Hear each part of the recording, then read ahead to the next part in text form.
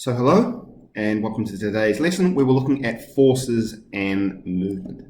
So what are we going to learn today? Two learning objectives. Recall and use the relationship that force equals mass times acceleration, and then describe the factors affecting stopping distance.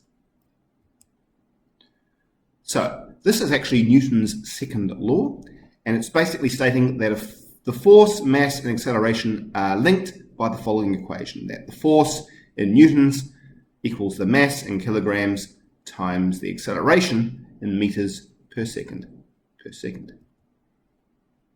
And again, you can always rearrange the equation to get different variables. So acceleration equals force divided by mass, and the mass of an object is going to be the force divided by the acceleration. So what does that actually mean? Well, let's look at this mini here, this car.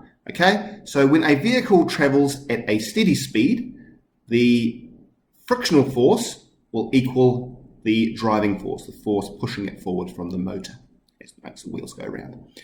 To slow the car down, the engine force is reduced by either reducing the throttle, or you can increase the frictional force by applying the brakes. So in terms of stopping a car, the total distance required to stop a car is called the stopping distance, and it's equal to something called the thinking distance plus the braking distance. And you can see there from the image that, for example, the faster you are moving, the longer it takes to stop. So there's many factors affecting stopping distance.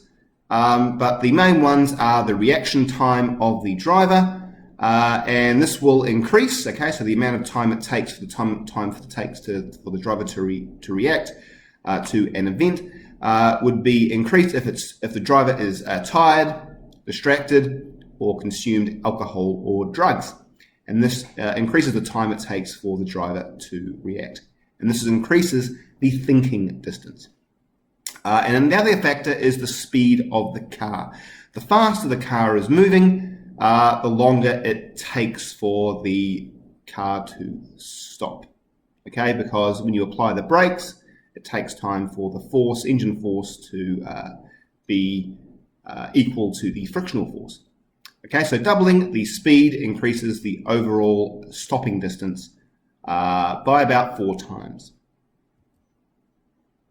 Okay. The other factors that also increase the stopping distance are the mass of the car. The greater the mass of the vehicle or the car, the greater the braking distance.